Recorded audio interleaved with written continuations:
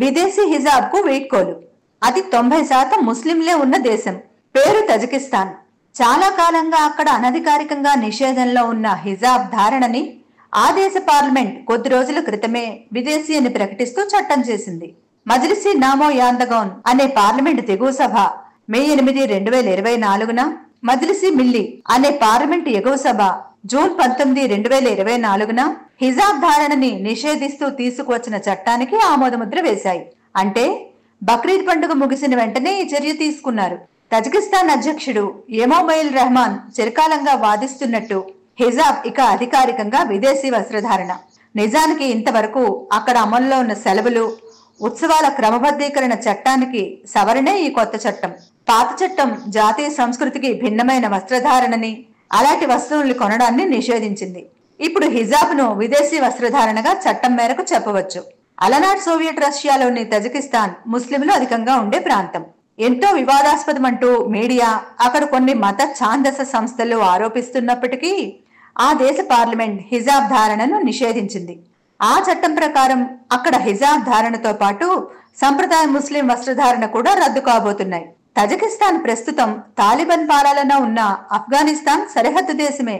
దేశంలో మత సంస్థల కారణంగానా లేదా ఆఫ్ఘనిస్తాన్ కారణంగానా అంటే చెప్పలేం, కానీ ఈ తాజా బిల్లు అక్కడ కొంత అల్లకల్లోలం సృష్టించక మానదని విశ్లేషకులు అప్పుడే అంచనాకు వచ్చేశారు. 2015లో హిజాబ్ కు వ్యతిరేకంగా, ముస్లిం సంప్రదాయ దుస్తులకు వ్యతిరేకంగా మొదలైన ఉద్యమానికి ఇది పరాకాష్ట.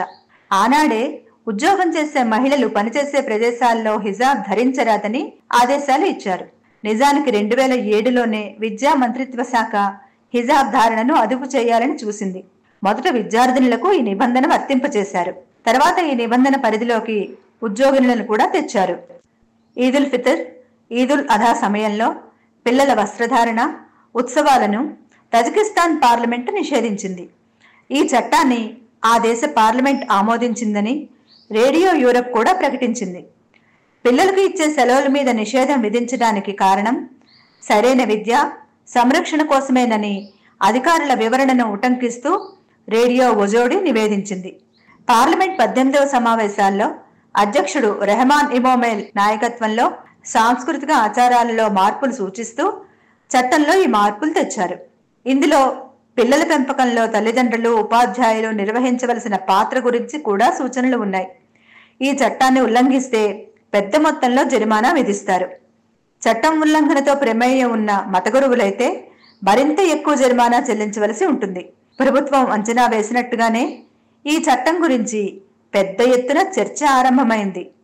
కొందరు ఇస్లామిక్ పండితులు దీనిని ఖండించగా, అఫ్ఘాన్కు చెందిన కొందరు మత గురువులు దీనిపై జిహాద్కు పిలుపునిచ్చారు.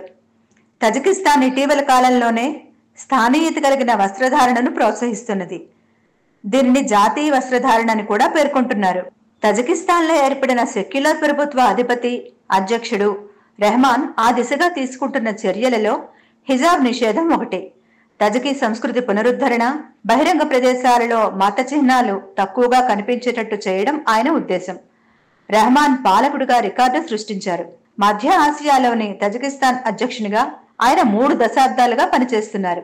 మతం ఆధారంగా పనిచేసే రాజకీయ పక్షాలు అధికంగా ఉన్న ఆ ప్రాంతంలో ఒక పాలకుడు సెక్యులరిస్ట్ పాలన ఆధారంగా ఇంతకాలం కొనసాగడం ఇదే మొదటిసారి.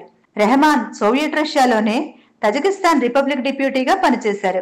1991లో సోవియట్ రష్యా పతనం తర్వాత అంతర్యుద్ధం జరిగింది. అందులో సోవియట్ సానుభూతి పరులు విజయం సాధించారు. ఈ వర్గానికి నాయకుడు రెహమాన్ 1994 నుంచి అధికారంలో ఉన్నారు. 2016లో విశ్వాసం ఆధారంగా పనిచేసే పార్టీలను రాజ్యాంగ సవరణ ద్వారా ఆయన నిషేధించాడు.